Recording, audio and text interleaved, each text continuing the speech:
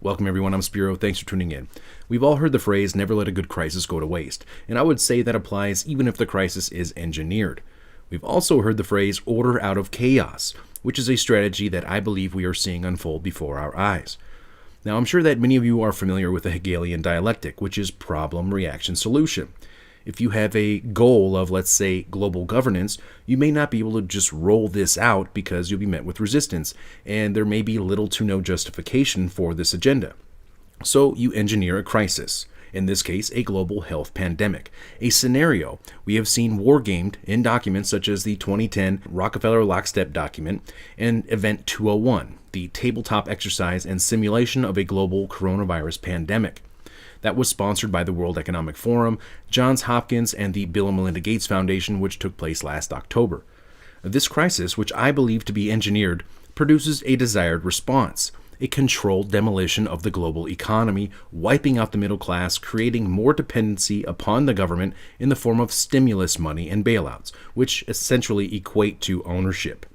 We experienced the authoritarian lockdowns, which was the conclusion of the Rockefeller Lockstep document on how to mitigate this crisis. Now, we are also witnessing massive civil unrest under the guise of seeking social justice and ending inequalities and systemic racism, as they call it, when in reality, these riots are nothing more than an organized destabilization operation, much like the ones we have seen the US and the CIA carry out in countless countries before they topple their governments and install puppet regimes. This is a planned operation. So back to the problem, reaction, solution strategy. We have the engineered problem, COVID-19. We have the reaction, the economic collapse and the civil unrest, and now it's time for the solution, a solution which has already been predetermined, prepackaged, and ready to roll out. The solution was just announced by the World Economic Forum, the same World Economic Forum who asked Johns Hopkins to host Event 201. Their solution is what they are calling the Great Reset, an initiative that was officially launched this week. Now, the Great Reset is not a new idea that they just made up over the weekend, okay? This is a long-standing global governance agenda which ties into the United Nations 2030 Agenda for Sustainable Development, which seeks to regulate, control, and redefine all aspects of life as we know it. And in June of last year, the United Nations and the World Economic Forum formed a strategic partnership to accelerate the implementation of the UN 2030 Agenda. Now, here's a quote from the World Economic Forum about the Great Reset, directly from their website. In fact, one silver lining of the pandemic is that it has shown how quickly we can make radical changes to our lifestyles. Almost instantly, the crisis forced businesses and individuals to abandon practices long claimed to be essential, from frequent air travel to working in an office. Back in January of this year, 2020, the World Economic Forum founder and executive chairman Klaus Schwab was asked, what can we expect to be the focus of Davos 2020? And he referenced his book from 1970 on a new economic model called stakeholder capitalism. Well, thank you so much. And of course, it's the headquarters of the World Economic Forum, which is celebrating 50 years as its founder. What does that mean to you personally? It doesn't mean celebrating 50 years of Davos or of our existence. For me, it means to celebrate 50 years of the stakeholder concept, of stakeholder capitalism, because I wrote the book in 1970 and conceptualized, probably for the first time, what we call today stakeholder capitalism. And I wanted to create a place where stakeholders could meet. And that was the original idea of Davos. So I'm very pleased and happy that we are not only celebrating 50 years, but we are celebrating now finally that stakeholder capitalism has become or is becoming mainstream. When we look on the World Economic Forum's website, we see that stakeholder capitalism is one of the main objectives of this Great Reset. At the time of the interview back in January of 2020, the stock market was at all-time highs, and the sense of urgency for a new economic model really wasn't there. I see also, I would call it, that we have urgency in emergency related to the environmental issues, climate change, but also biodiversity and so on. we face an emergency situation, and we have not yet really the sense of urgency to address those issues. We see it now with the fires in Australia, and of course it's relatively difficult to get such a sense of urgency if the stock markets are doing so well as we see now. Now we have economic conditions comparable to that of the Great Depression due to the fallout from the coronavirus lockdowns. And now, lo and behold, we have the justification for the Great Reset and the 50-year-old plan for the new economic system. Now, just 3 days ago, the World Economic Forum hosted a virtual summit for the Great Reset. Attendees included Klaus Schwab, the founder of the World Economic Forum, the United Nations Secretary General Guterres, Prince Charles, the head of the International Monetary Fund, and a top representative from MasterCard, among many others. And the general consensus was that we cannot afford to miss this window of opportunity to implement the Great Reset because COVID has shown our current system to be broken. The COVID-19 crisis has shown us that our old systems are not fit anymore for the 21st century. It has laid bare the fundamental lack of social cohesion, fairness, inclusion, and equality. Now is the historical moment, the time, not only to fight severe virus, but to shape the system for the need for the post-corona era. The Great Reset is a welcome recognition that this human tragedy must be a wake-up call. As you rightly say, it is imperative that we reimagine, rebuild, redesign, reinvigorate, and rebalance our world. But these are unprecedented times. Every person on the planet has been impacted by the coronavirus pandemic. Our world came to a standstill, and it became clear that we did not have the answer or the mechanisms to address such an unprecedented global threat. The threats posed by this dreadful pandemic came upon us suddenly with very little warning. The threat of climate change has been more gradual, but its devastating reality for many people and their livelihoods around the world, and its ever greater potential to disrupt, surpasses even that of COVID-19. We have a golden opportunity to seize something good from this crisis. Its unprecedented shockwaves may well make people more receptive to big visions of change. Global crises like pandemics and climate change know no borders and highlight just how interdependent we are as one people sharing one planet. History would look at this crisis as the great opportunity for reset. From the perspective of the IMF, what we see is inevitably a very massive injection of fiscal stimulus to help countries deal with this crisis and shift gear for growth to return. But it is paramount that this growth leads to a greener, smarter, and more fairer world in the future. I'm particularly keen to take advantage of the low oil prices today to eliminate harmful subsidies and to bring in place carbon price as an incentive for the investments for the future. Secondly, we know the digital economy is the big winner of this crisis. We have a choice to remain passive, which would lead to the amplification of many of the trends we see today: polarization, nationalism, racism, and ultimately increased social unrest and conflicts. But we have another choice. We can build a new social contract, particularly integrating the next generation. We can change our behavior to be in harmony with nature again. And we can make sure that the technologies of the fourth industrial revolution are best utilized to provide us with better lives. In short, we need a great reset. According to the World Economic Forum website, the Great Reset agenda would have three main components. The first would steer markets towards fairer outcomes, aka wealth redistribution through taxation and regulation. The second component of the Great Reset agenda would ensure that investments advance shared goals, such as equality and sustainability, aka there will be global standards regulated by task forces to control every aspect of your life through regulation and ensure compliance to the 2030 agenda. The third and final priority of the Great Reset agenda is to harness the innovations of the Fourth Industrial Revolution to support the public good, especially by addressing health and social challenges, aka this is the transhumanist agenda to merge man with machine and enforce compliance with global governance initiatives laid out by the UN's 2030 agenda. Now, this might be a good time to note that 14 of the 17 Sustainable Development Goals include vaccination.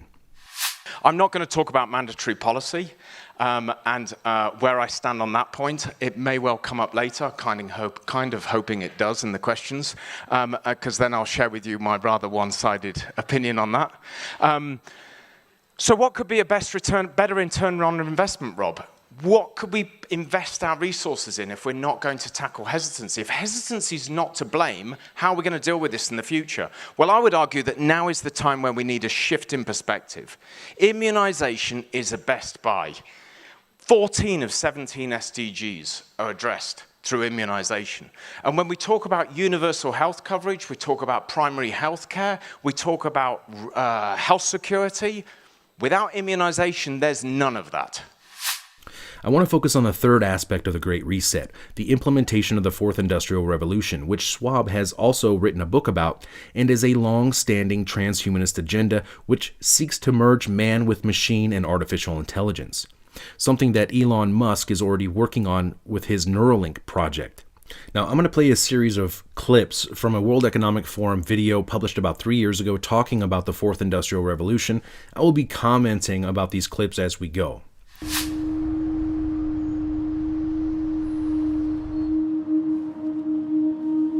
We are wondering what is happening to the world. Everything is changing.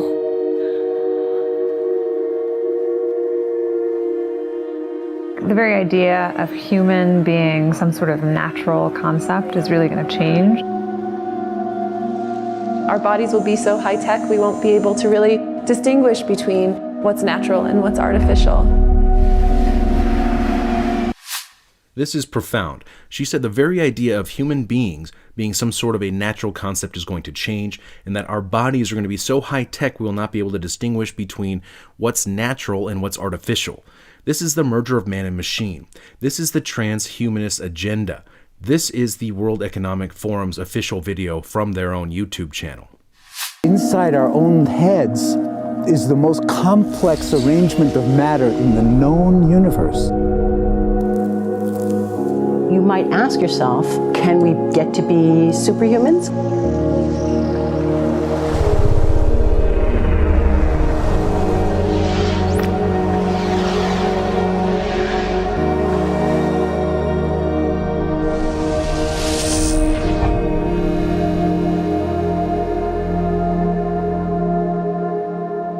The original Industrial Revolution was driven by the discovery that you could use steam engines to do all kinds of interesting things. But that was followed by additional revolutions for electricity and computers and communications technology. We're now in the early stages of the Fourth Industrial Revolution, which is bringing together digital, physical, and biological systems. One of the features of this Fourth Industrial Revolution is that it doesn't change what we are doing, but it changes us. There you just heard Klaus Schwab, the founder and executive chairman for the World Economic Forum, say that the Fourth Industrial Revolution is going to change us, change humanity. With the ability to visualize brain activity, for example, through a simple consumer-based EEG device, it gives us access to ourselves in ways that we've never before thought possible. It unlocks the black box that is the brain and enables us to really, truly be able to realize an identity that is aspirational. There's now a scientific foundation for the effects of mindfulness on the brain, on the genome, on biological aging. And when the human mind does know itself, then you get the potential for a new renaissance that restructures itself in terms of our relationship to life, our relationship to the planet, our relationship to work. We need a different economic model. And by that, I don't mean capitalism versus communism. What I'm talking about is a shift in the system along the lines of the two big changes that happened in the 20th century, Keynesianism, with a much greater focus on health and education and the role of government working with business, and then a reaction against that in late century to neoliberalism, where the focus was on free markets, freedom of the individual, and getting governments out of the way. We need a shift to a new system that will allow us to meet the basic needs of every human on the planet, that will live within planetary means, that will be fairer, and that will be focused as its key goal, not on growth per se, but on maximizing human well-being. And history tells us that a values shift is triggered by creation of a new story about how we want to live. Now, they were talking about this new economic model not being based on hard work or being a business owner or creating wealth and success. They were talking about a new global economic order that will be fairer, they say, and essentially redistribute wealth, your wealth, as they see fit to lower the standards where you are in your countries or in some countries and raise them in others. So the goal is no longer, I want to be less bad, less monotonous, less unsafe, less unjust. It's really about a diverse, safe, healthy, and just world with clean air, clean water, clean soil, clean energy. Together we are fighting to preserve our fragile climate from irreversible damage and devastation of unthinkable proportions. Are you beginning to see how this COVID crisis has accelerated the 2030 agenda and global governance? And how they use public figures such as celebrities to help sell it to the public because people do not trust governments and institutions. Now, of course, the Fourth Industrial Revolution will be sold to humanity as a way to better mankind, a word which they don't want you to use. Mankind, the UN doesn't like that. They want humankind, right? Anyways, they will make paralyzed people walk again. They will help the blind to see. And while this is all amazing and great, history shows us that time and time again, things that could be used to benefit humanity are often weaponized and turned against humanity. Humans have always been using tools, but because of the recent advances in technology, we're beginning to have machines that can augment us in all sorts of interesting ways. I was the first person in the world to be able to voluntarily move my legs while stepping in a robot by exciting the nervous system using electrical stimulators directly onto the spine. We believe that a cure will be possible if enough of the right people have the will to fast-track a cure for paralysis. The projection of 5 million jobs lost by 2020 to technology is serious, but it's not the main question. Construction, manufacturing, services, public health and education, these industries will still exist. The main question is, what will be the future of work? How will we define work? How will we share the wealth? One of the things that I think is so essential to free and open societies is freedom of thought. And up until now, the conversation we've been having is around freedom of speech. Once we can access people's thoughts and access people's emotion, we have to create a space that enables people to think freely, to think divergent thoughts, to think creative thoughts. And in a society where people fear having those thoughts, the likelihood of being able to enjoy progress is significantly diminished. Did you just hear that? She said right now the discussion has been around free speech, but basically once we get that out of the way, once we get access to people's thoughts and once we get access to people's emotions, we need to create a framework for people to think in so people aren't scared and so people are safe. This is absolutely terrifying. Talk about thought police. They are fully intending and telling us right now that they plan to have direct access to your thoughts and to your emotions and be able to manipulate them as they see fit, of course, for the greater good. We need to take responsibility at every level of society, from the individual and the personal to the institutional to the global, to adapt to these technological challenges and changes which are redefining what it means to be human, what it means to work, what it means to be completely embedded in this world. This is not about saving the planet. This is not about equality. This is about control. Many of the jobs will be taken by robots, so they will redefine work and what it means to work. They want to redefine what it means to be human and determine for you your role and your future of being essentially a transhumanist cyborg integrated into this new control grid. Now, right now, we are witnessing the controlled demolition of the current system of control by design in order to usher in this new transhumanist agenda, this new system of global governance, this new digitalized system of control where we will be unable to distinguish organic life from artificial. We won't even have access to our own thoughts, or we'll have access to them, but we won't even be able to control our own thoughts and emotions because they're going to do that for us, because we're going to be tied into their grid system. Now, the current system was never meant to last forever. It was meant to last only long enough to enslave humanity through debt and until technology caught up to the technocrats' envisioned future. And now it's here. Now, do you think that the central banks would take responsibility for the collapse of the current system? Do you think that the governments would take responsibility? No. The virus is here to take the fall. The virus will be the excuse to burn down this old system, as we're seeing happen right now, and out of the ashes, this new system will rise.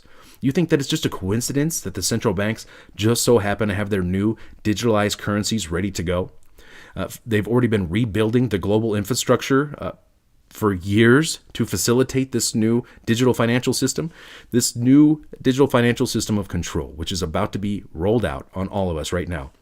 At the same time, they are rolling out the digital immunity passports, and that the UN's digital identity plan is being rolled out and worked on right now, which is being funded and rolled out by Bill Gates. There's so much more. I could continue to go on, but for now, I'm going to have to cut it here. Global governance is at our doorstep. It's being rolled out under the justification of this COVID-1984 crisis. And at the end of the day, we the people do not have a say in our future, according to them. We don't even get a vote, according to them. These technocrats are deciding the future of humanity for us right now. And guess what? The future of humanity isn't human at all.